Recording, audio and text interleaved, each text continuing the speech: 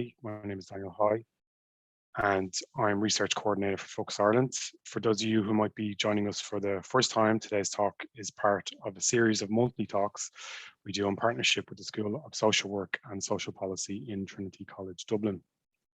The aim of the talks is to feature high quality, interesting research in the area of homelessness and housing. For today's talk, we're delighted to welcome Dr. Martin Toll of Dublin City University, who will speak to his PhD thesis entitled Intercultural Competence Training, the Case of an Irish Not-for-Profit Community-Based Organisation for the Homeless in the Republic of Ireland. This is a study that investigates the challenges which face staff of Focus Ireland, communicating and working with customers who are culturally diverse. It also explores whether the subsequent intercultural competence training, which is based on the findings from the study, is effective. This study is the first of its kind to propose a training model tailored to develop intercultural competence among staff in the not-for-profit homeless sector in Ireland, and should be of real interest to those working in the sector with clients and customers from diverse backgrounds. Our main speaker today, Martin, is a lecturer in both English as a second or other language and intercultural studies in the School of Applied Language and Intercultural Studies at Dublin City University. His research interests include issues pertaining to intercultural communication and competence, education and training. He has experience living in culturally diverse contexts and has volunteered as an intercultural communications trainer in Focus Ireland. We are also delighted to welcome Neil Crowley, who will provide some commentary on Martin's research a little bit later on. Neil is an independent equality and human rights consultant working at European and member state levels, including in Ireland. At the current moment, his work in Ireland has focused on implementation of the public sector equality and human rights duty, underpinning a planned and systemic approach to equality and human rights in that sector. This work has included some projects on cultural diversity and homelessness and the equality and human rights issues that pertain. Prior to this, Neil was Chief Executive of the Equality Authority for 10 years from its establishment in 1999. And before that, he worked in civil society with Pavy Point Traveller and Roma Centre. So just a few housekeeping bits before we get started. Can I ask if there are any questions to please pop them into the chat box, and hopefully we'll have some time at the end to get to those. Can everyone ensure that they are muted throughout the talk, and if your camera is on, just to be aware of that. So as you'll see, as you have seen before, this talk will be recorded and it will be uploaded to our YouTube page in the coming days, and we'll share a link with attendees in a follow-up email very soon. So with all that said, I'll pass you over to Martin now. Thanks, Martin. Okay, thanks. I'll just share the screen.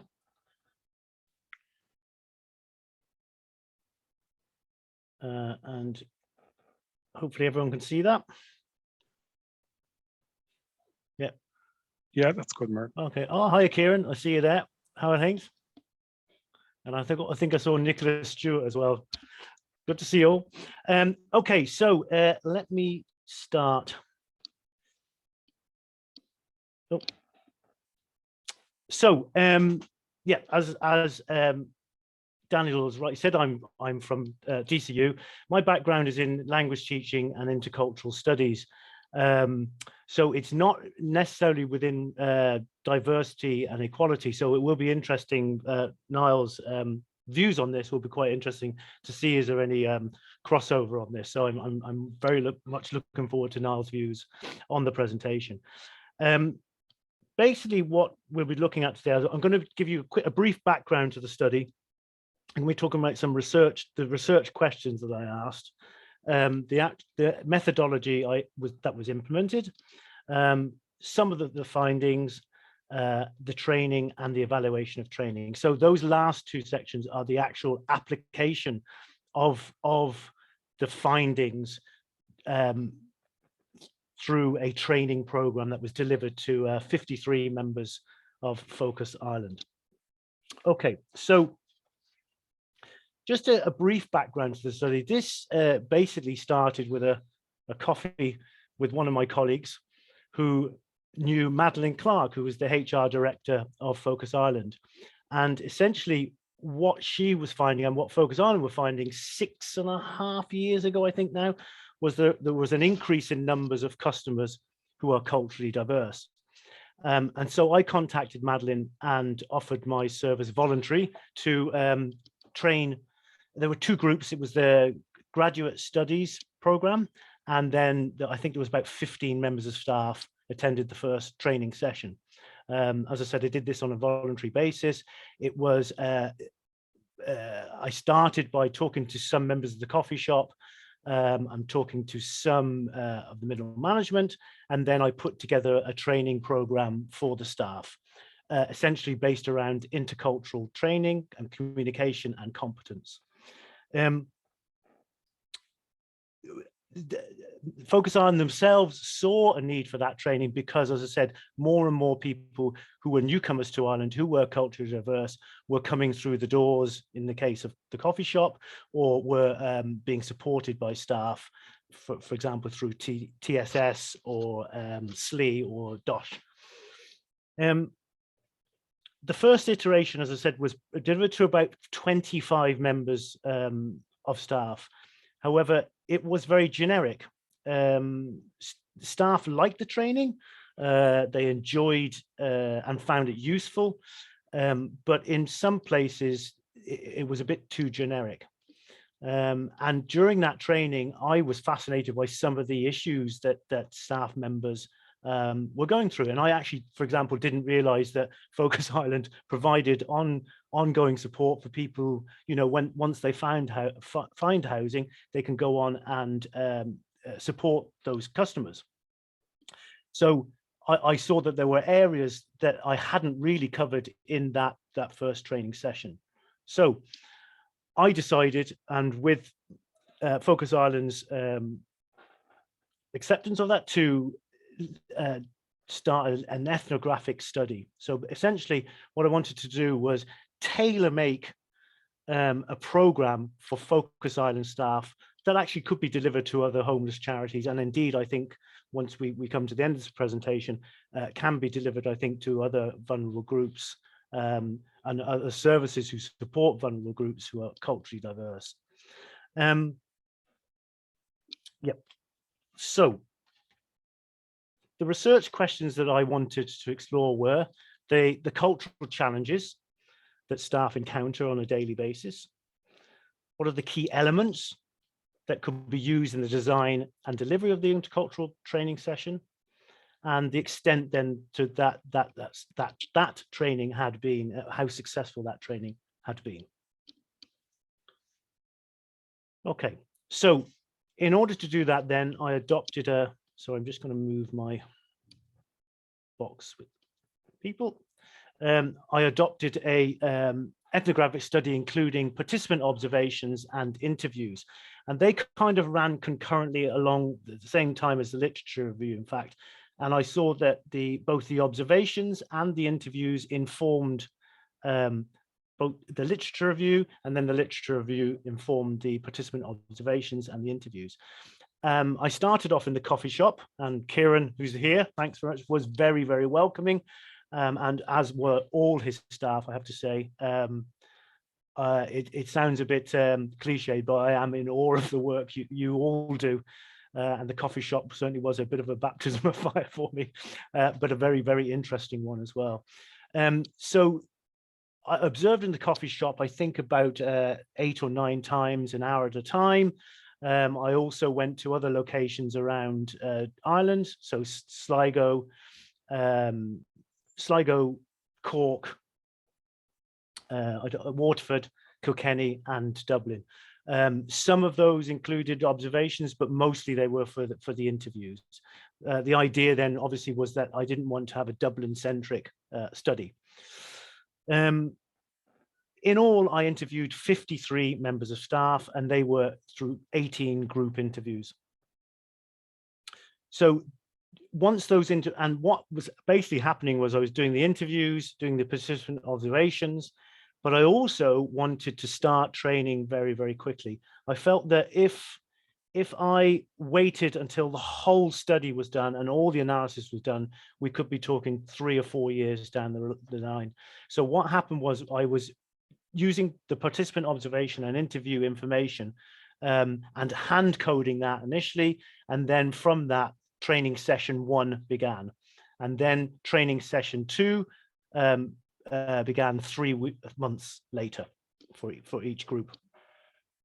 The reason for that was I thought that the 3-month gap might improve people's staff's intercultural competence.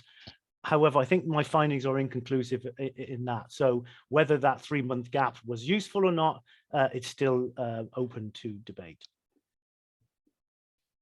Okay, so in terms of the participants, their experience ranged from basically 6 months to 17 years.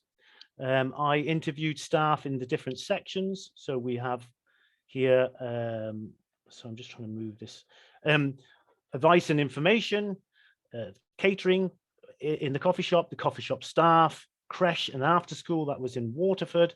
I talked to the DOSH team, tenancy support service, and the support to live independently. So it was a mixture of staff who served customers in a public space like the coffee shop, and also staff who visited homes. And I wanted to get that broad range of services and that Focus Island provide.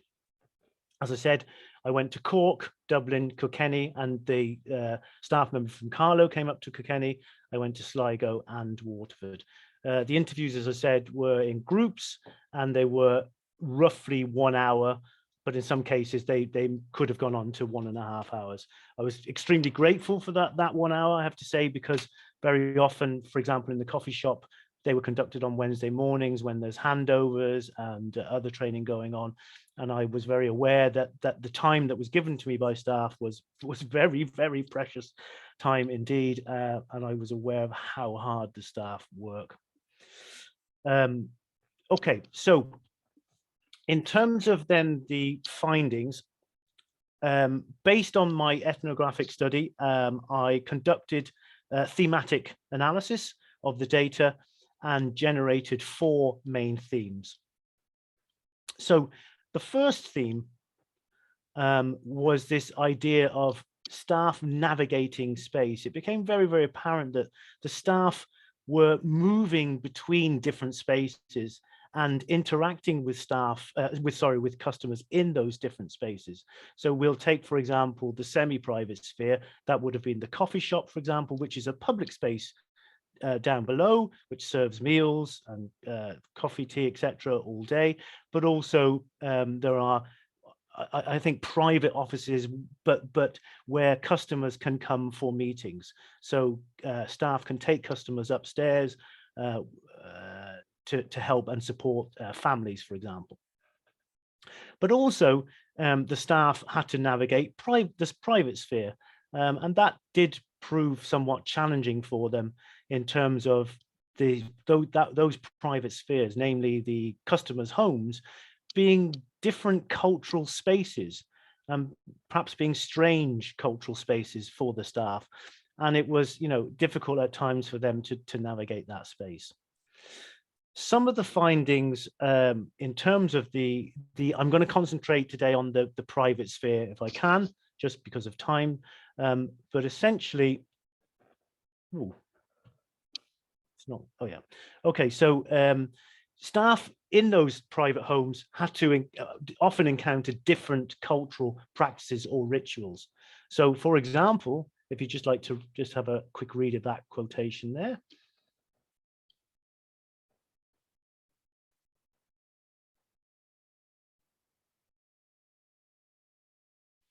So this is in relation to a traveller family who were settled and in Waterford, and some of the neighbours were complaining when the Focus Island staff came to support the traveller family.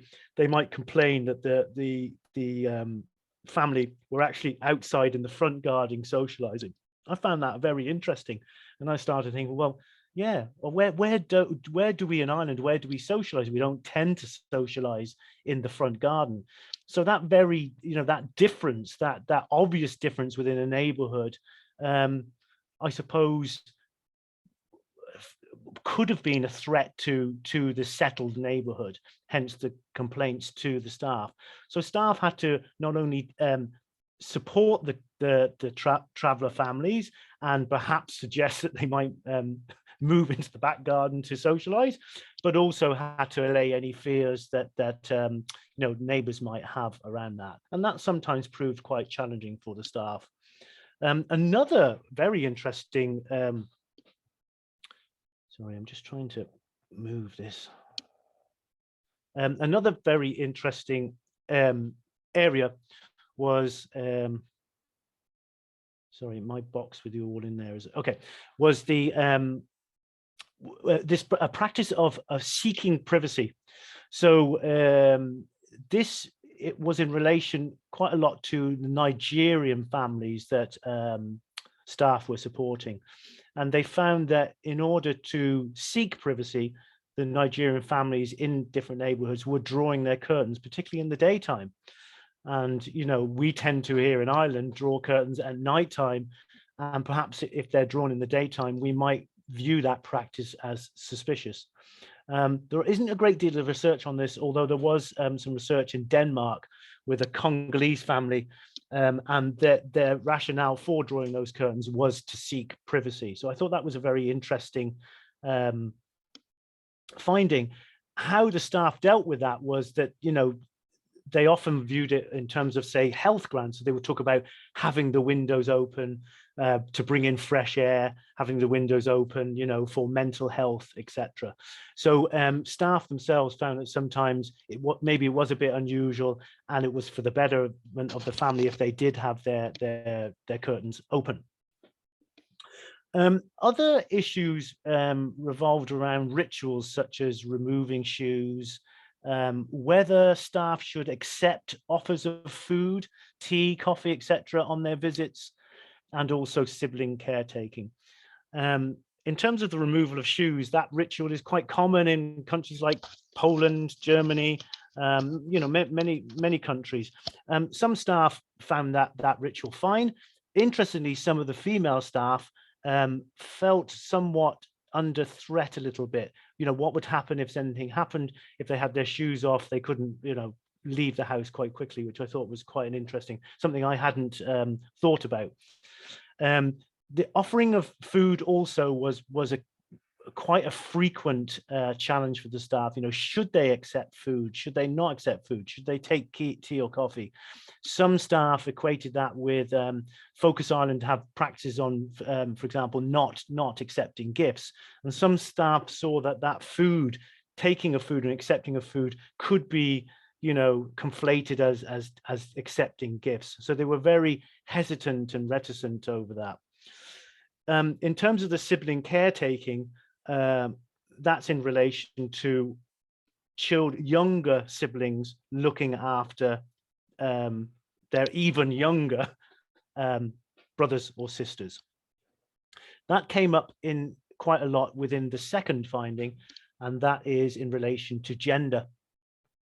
Now, some of the areas around gender, staff found it challenging dealing with patriarchal structures where the men are the head of the family. Perhaps, I think in the coffee shop, for example, one example was the staff member couldn't support the family until the head of the family, which was the father, came along. And in actual fact, then if the father wasn't there, it would be the brothers who would do the talking for the family. So some staff found that quite a challenge. Also, those different cultural practices in terms of nurturing children, staff found it strange sometimes looking through their ethnocentric lens that this practice of polymatric cultures have of looking after children. So this is whereby sort of sometimes even 4 or 5 members of either the family or close friends of the community might look after children while the parents are away working. I found that sometimes the staff had somewhat ethnocentric views towards that really the customers should be looking after children the way we do in Ireland here. So that was sometimes a challenge, and we discussed this at great length in the training, particularly training session 2. And then also staff did encounter issues around male customers not wishing to deal with female staff. This happened quite a lot actually in the coffee shop. It wasn't reported too much from home visits, but it was reported by staff in the coffee shop. Okay, the third area of findings was racism, discrimination, and prejudice. There were some racism issues towards staff, although staff were very, very keen to point out that this happened quite infrequently. Mostly this occurred in the coffee shop. And in fact, I think, if I remember rightly, no one who was involved in home visits mentioned racism directed towards them. But certainly there are some staff members who are international and who work in the coffee shop, particularly the catering team, experienced some racism at times towards some of their colleagues. There were also prejudice by Irish customers towards customers not born in Ireland. And this resulted in that prejudicial talk that we sometimes encounter, and staff found it very difficult to navigate that and to respond to these comments. So we have this notion of what we call ethnic competition theory, the idea, you know, they're coming over here and jumping the queue. They're coming over here and stealing our jobs. They're coming over here and getting benefits before me. You know, I'm Irish, why am I getting the benefits first? So staff had to deal with that. So what I found was that staff had great knowledge in terms of racism, discrimination, and prejudice from their backgrounds, you know, social care work, sociology, other areas of social care. So they had a knowledge of racism. What they found probably problematic was how do you, when you encounter that with staff, how do you deal with that? How do you allay fears? How do you, you know, sometimes state, well, actually, that's not true. There were, on the home visits, staff did encounter racist acts, or not that they were there, you know, when they occurred, but they heard stories of, you know, perhaps broken windows or graffiti, simply because the customers were ethnically diverse.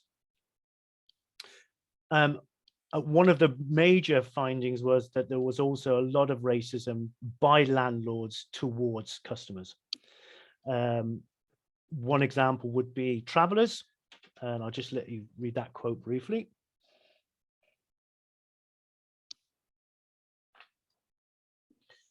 So we can see that, you know, travelers being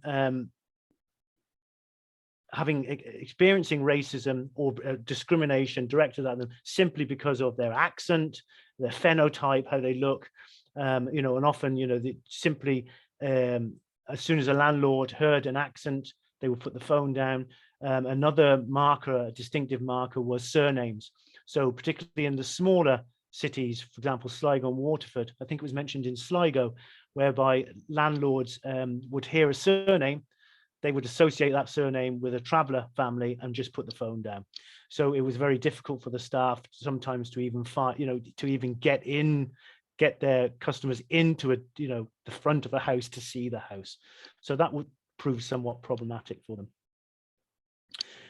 The biggest area that was mentioned and the most frequently, and every time I asked, you know, what challenges do you face, the first thing that was mentioned was language competence of the customer. And that ranged from having no English at all to you know, maybe upper intermediate. That the staff found that sometimes problematic. Understanding, through my observations, that sometimes though it was understanding non-verbal, so it wasn't simply just verbal communication, it was also non-verbal communication. There was an issue around language brokers. So this is where families, adults within the families, parents who don't have English as a first language, were relying heavily on their kids to interpret for them.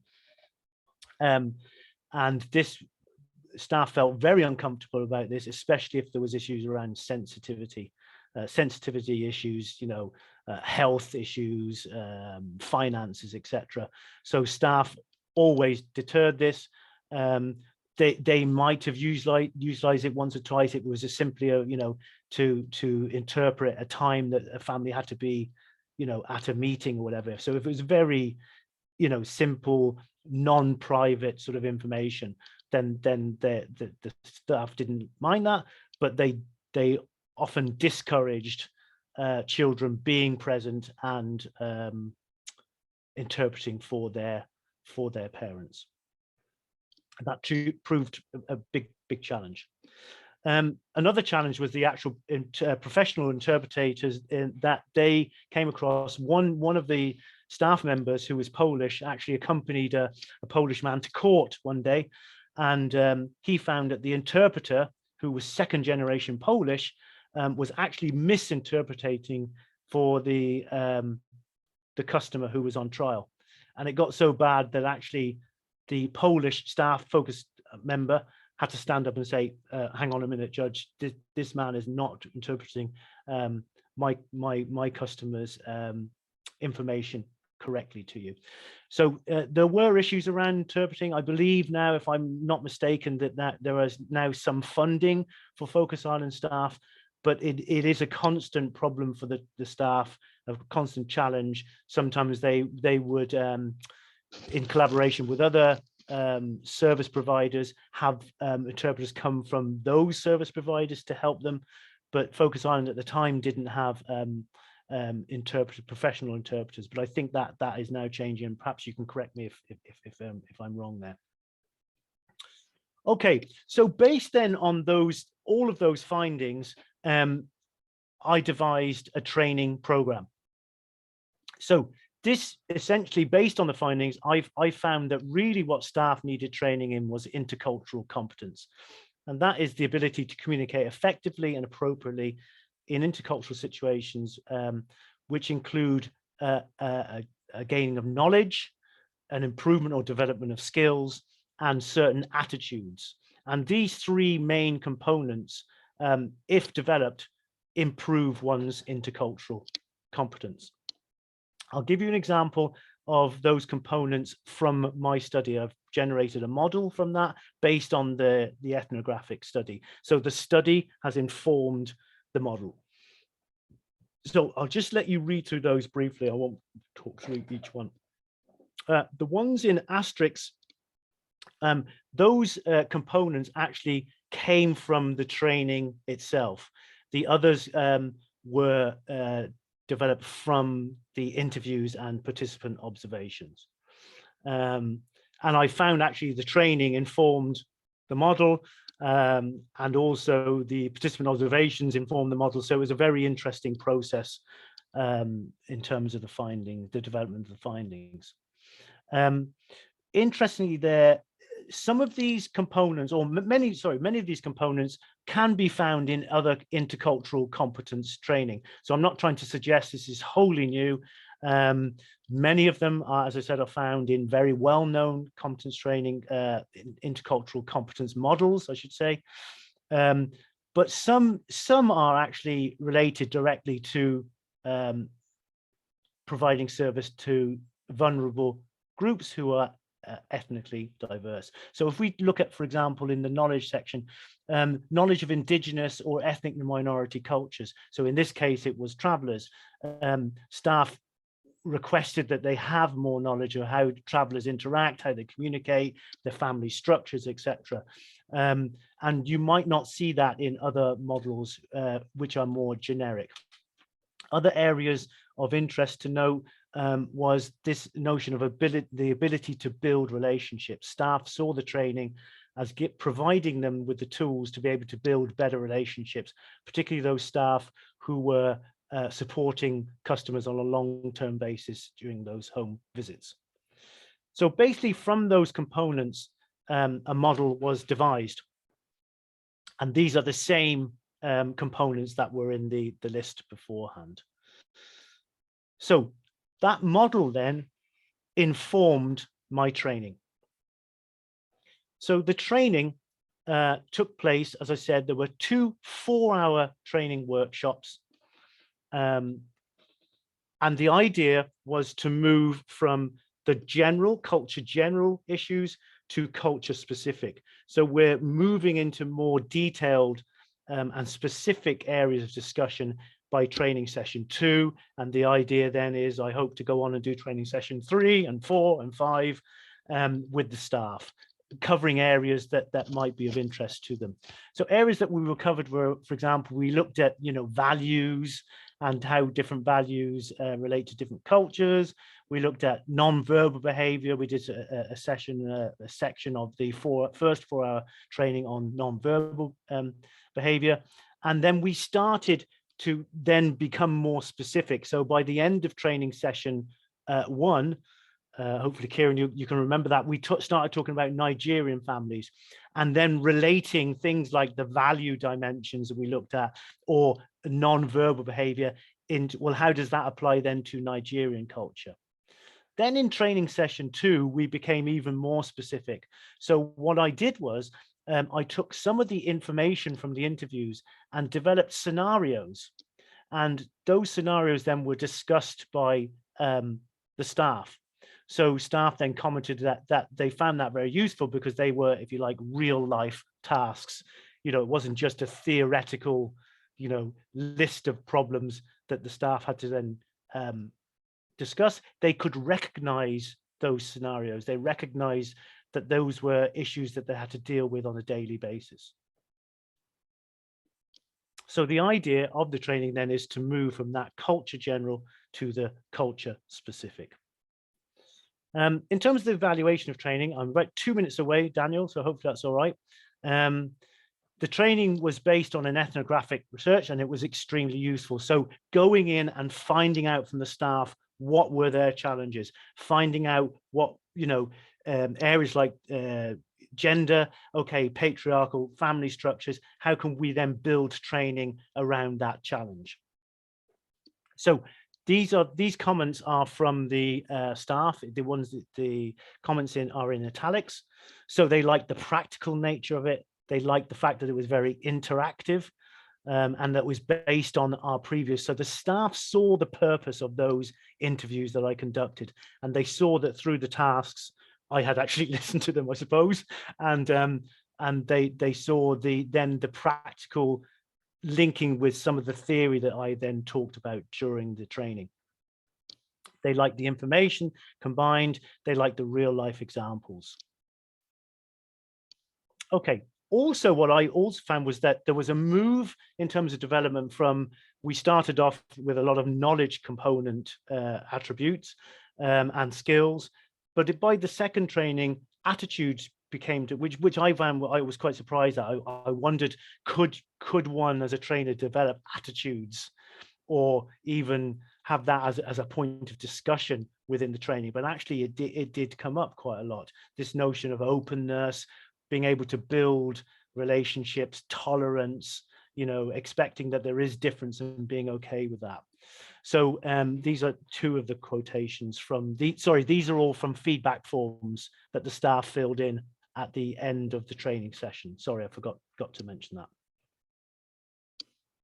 So that second one, for example, I found was very interesting, that staff were beginning to see their training not only as just knowledge building, but also that they could build better relationships with their staff because of their newly acquired skills or knowledge. I thought that was very, very interesting.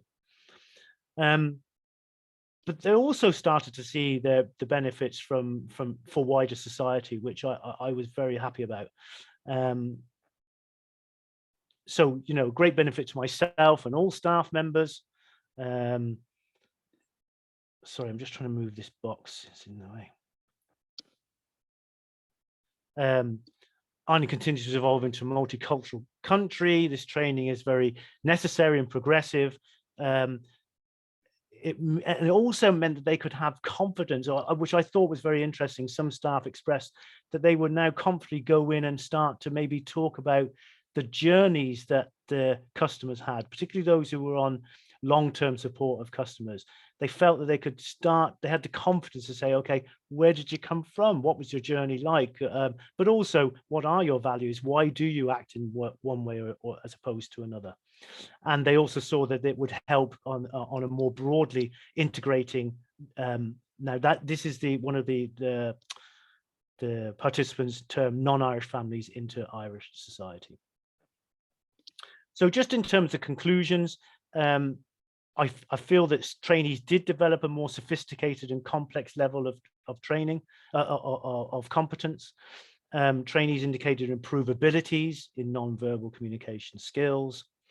Trainees highlighted the importance of adopting the speed of delivery. So I also worked a great deal on staff's own language abilities, maybe, you know, moderating language, moderating speed, moderating the complexity of their language. We worked a lot on, for example, the difficulty customers might have in use of Hiberno English.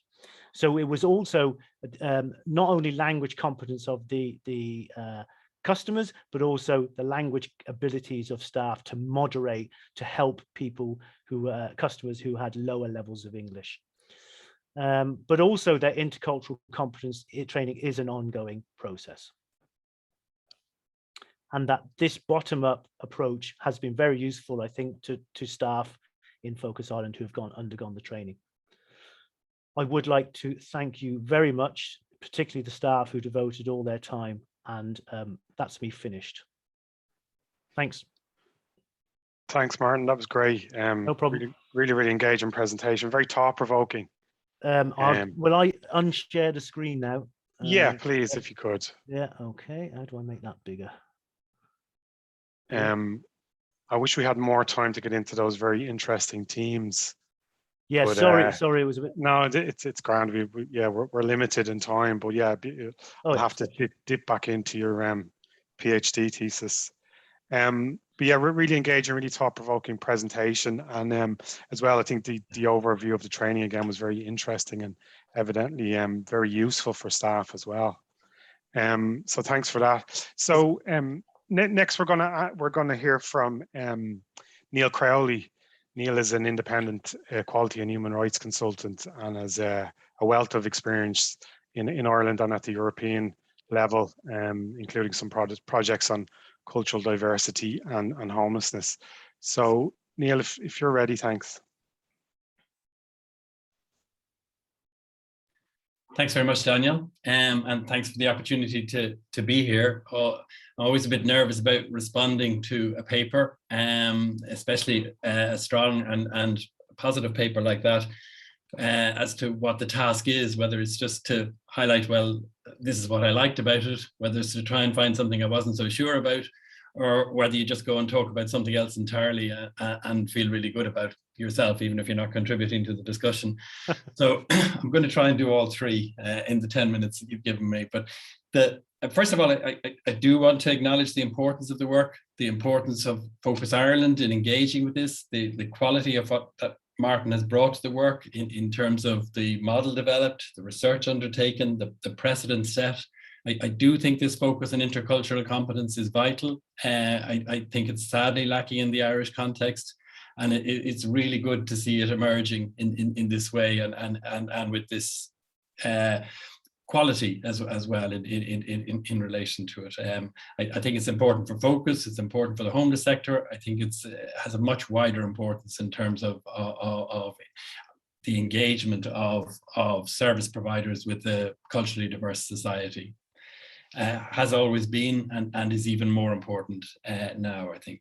It links, I think, in an interesting way with some of the work that's been done by the Homeless Policy Group recently that Focus Ireland convened, looking at the public sector equality and human rights duty and its requirement on homeless services to have regard to the need to promote equality, protect human rights and prevent discrimination. And the Homeless Policy Group looked at migrant households, and I did an assessment of what are the equality and human rights issues they face. It links in an interesting way with work that the Irish Human Rights and Equality Commission published, an equality review and action plan undertaken by Dublin City Council, looking at its housing and homeless support services to EEA and non-EEA nationals. And that body of work, I think, does tie in well together, and I think that's really useful and important. I valued the Martin's presentation very much in terms of that idea of posing and meeting the challenge of responding effectively to cultural diversity. I don't think often enough we acknowledge that cultural diversity has practical implications for the way we relate and for how we engage with people. But also I think the importance of doing it in ways that acknowledge it's not just about responding and relating across cultural diversity, it's doing so in a context where racism is at play. And I think Martin's emphasis on that is really important.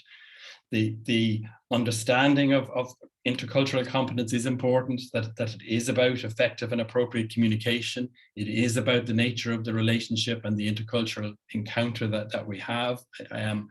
The approach in terms of basing it on ethnographic research based on real life, I think is really interesting and really positive. And that idea of going from culture general to culture specific and getting into the specific setting and seeing, well, what bits are relevant in this setting and how do we respond in this setting, I think is really valuable. In terms of the training itself, I think that combination of knowledge, skills, and attitudes is really important. And actually, I think the way Martin talked about it in terms of the move towards attitudes, I think attitudes is actually really central. And it's interesting that that's what happened in a way, that I think all too often in this area, when we do training, it's very much about knowledge, and I need to know about them. And therefore I end up increasing my power because I know about them, but they don't actually know about me. I think that combination is so important. So the fact that it's knowledge, not just about diverse cultures, but also knowledge of racism is really important, but that's also linked to skills in terms of this has practical implications. What do I do in this context in terms of relationships and communication? And I think that was really important. And then I think that focus on attitudes is important because this relationship only works to the extent that we have a capacity to reflect on ourselves and our values and our understanding and our approach. And that emphasis on values of respect, empathy, flexibility, openness, and support, well, I think is really useful and really important in that encounter and in the quality of that encounter. I am wary of the tolerance, the value of tolerance that Martin chipped in there. I think tolerance is a slightly risky one. It's very much about putting up with things we don't really like or accept. And it carries that danger of coexisting with contempt in a way. So I dropped the tolerance, but the respect, empathy, flexibility, and openness I felt were so important. And also that capacity to reflect on issues of racism, microaggression, stereotyping, and unconscious bias that Martin brought into the training, I think is really important. In terms of one area where I'd like it to go a little bit further is probably in that area of gender and that idea of withholding judgment. I think withholding judgment is important, but I also think it needs to be combined with a capacity for mutually critical exchange or for mutual challenge. That gender and patriarchy, or gender inequality and patriarchy, is not confined, unfortunately, to any one culture. It's a commonality across all cultures. And therefore, a capacity to challenge is really important in relation to issues like that. Likewise, then, I think in terms of a capacity to be challenged is really important. That in highlighting racism, Martin highlighted the customer, the society, the customer, landlords, the customer, but staff have a capacity to be racist to customers, and we all, have a capacity to be racist to customers if we're from the dominant group or the majority group, and therefore we need to be open to being challenged. And often when I'm doing good work and I'm challenged, I get really angry and defensive. I've got to be able to be challenged in that way and open to the fact, yeah, I can get it wrong, and I need to be challenged, and I need to learn and get it right. That's the key bit in it. But if the training could move from or combine that idea of withholding judgment with creating that space and capacity for mutual challenge. So I can challenge and I can be challenged. I think that could be really, really important. The training outcomes seemed really positive. I like the idea of real life-based training and people recognizing that this was real life, and that goes back to the quality of it in terms of being based on ethnographic research, based on specific settings, and that people felt better equipped in relation to it. But my one fear, and this goes beyond where Martin is at in a way, in terms of his focus is intercultural competence at the individual level and that training thing. And this now goes back to the organization, though, in terms of how do I, as a staff member who've gained intercultural competence, can I be reassured that I can actually practice that intercultural competence in an ongoing basis? And I can only be reassured to the extent that the organization is itself is building its intercultural competence. And I think if we're going to train staff in intercultural competence, organizations need to move themselves to be interculturally competent so that they are able to create spaces for their staff to be interculturally competent in their communication and in their relationships. And that focuses the attention, I think, on organizational culture and on organizational systems. Organizational culture, so that the values are engaged that enable intercultural competence, values of dignity, values of empowerment. And I know the work that folks have done on values and being values-led, but that's central. There is no point to training staff to be interculturally competent if we don't, if an organization doesn't take steps to create a culture that enables that to be given expression. Then in terms of organizational systems, there is a need for management and leadership to lead for intercultural competence.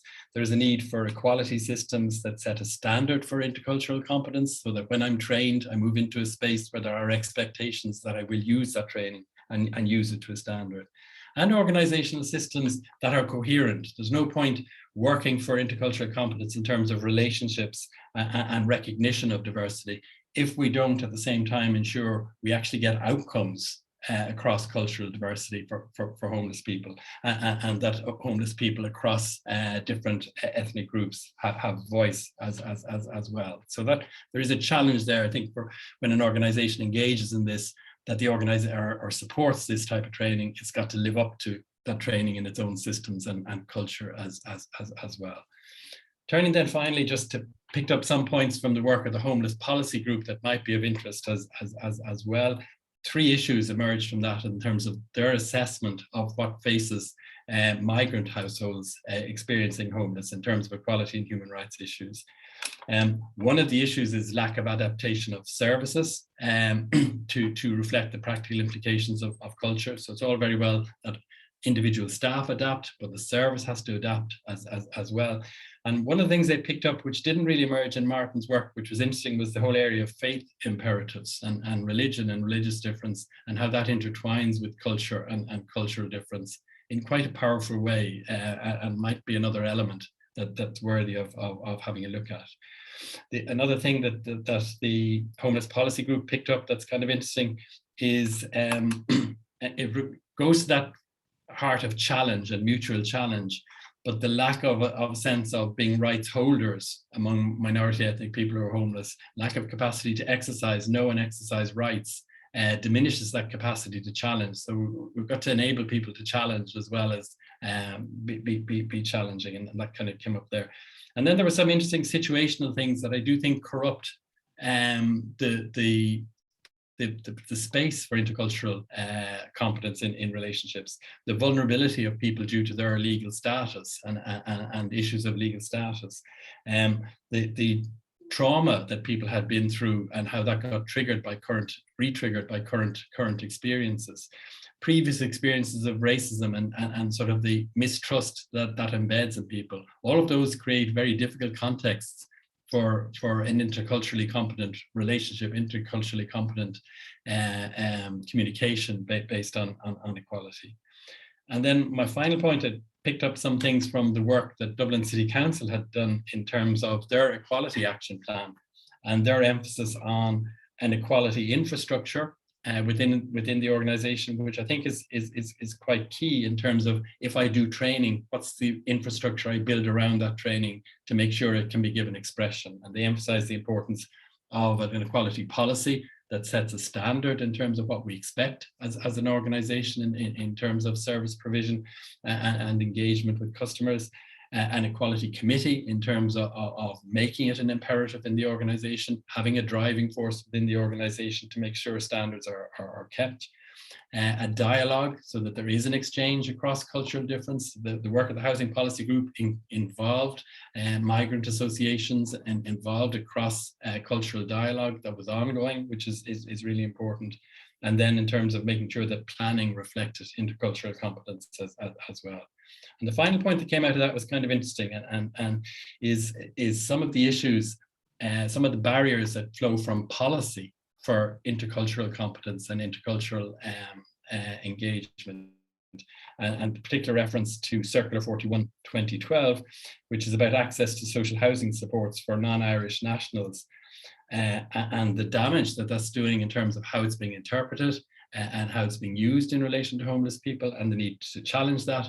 And it raises an interesting angle, I think, to intercultural relationships, the angle of solidarity, in terms of it is important that this is part of the policy, change in this is part of the policy, and I know it is at Focus Ireland, part of the policy advocacy agenda as well. Because, you know, that if I'm to have a good relationship with other people, there needs to be solidarity and evidence solidarity if trust is to emerge in the relationships, and solidarity by taking a side in relation to policy advocacy can be really important. So to conclude, I'd say, yeah, I've really enjoyed the chance to hear Martin. I enjoyed the chance to see his work. I think it's opening up an agenda that's hugely important and needs to continue and to be further deepened. It's an agenda that is about intercultural competence at the individual level, but it's also an agenda that's about intercultural competence at the organizational level. So thank you. Neil, thanks very much. A really substantial and thoughtful response. A lot to unpack, but you know, very useful in terms of that, given that wider importance of Martin's work and intercultural competence, and that policy context and the practical measures required for real change, and also highlighting the strengths of Martin's research and indeed potential areas of further examination. Thanks again, Neil. Martin, we have 5 minutes left. Would you like to respond to Neil? We have time. No, it's very, very comprehensive and very, very interesting, and I think maybe I should, you know, carry on that discussion with you at some point if that was all right. I suppose the only thing I wanted to say was when I say tolerance, I thought I really meant tolerance for ambiguity, that the staff members find that it's okay that there's difference, and it's okay that I don't understand what's happening here, and we can try and work through that. So that's what I kind of mean by tolerance, and I think you're right. Perhaps that should be looked at again. I'm not sure that tolerance is the right word there. So yeah, thanks very much for that input. Thanks, Martin. We have a couple of minutes left. I see Kieran there. Kieran, I was wondering if you could come in, maybe, given your role in Focus Ireland and working in the coffee shop and now in the family centre, which deals with lots of vulnerable families from diverse backgrounds. Maybe you have some thoughts on Martin's research. Yeah, look, I'd just like to thank Martin first of all. You know, it's been a while since we've seen each other. Yeah, I'm good. But yeah, Martin spent quite a bit of time around the family centre, observing and observing customers, I suppose, and interviewing the staff. And I remember having a conversation with you a couple of years ago now, I suppose, just around the different types of different ways that we were trying to communicate with families that were coming in that had very little English. And at the time we were using anything from sign language to Google, but Google Translate. Yeah. What was that? Google Translate came up a lot. Yes. Yeah.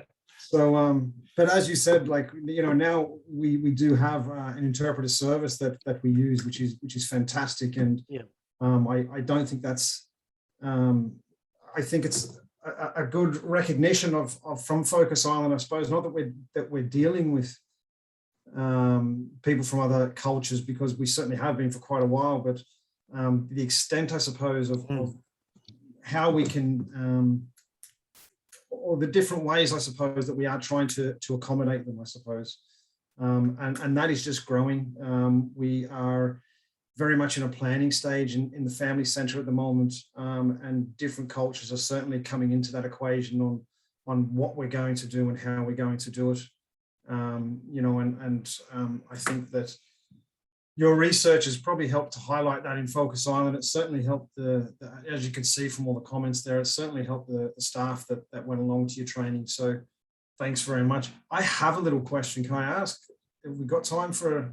Yeah. Sure, go for it. I guess it's really just about how diverse, I suppose, Ireland has come within the last 20 years. Just since I've been here, it really has.